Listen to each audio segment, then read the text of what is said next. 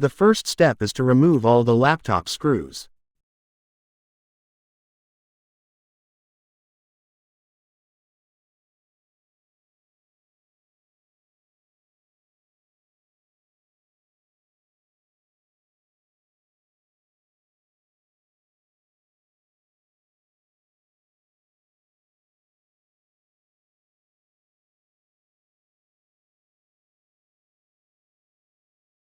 Before disassembling, make sure there are no bolts that you forget to use the card and pry in the desired direction.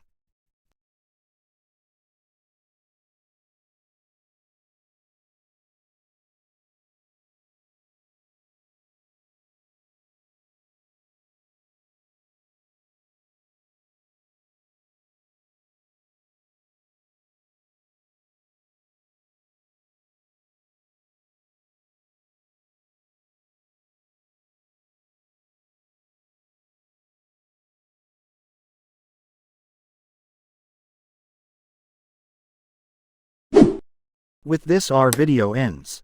Thank you for watching. See you in the next video.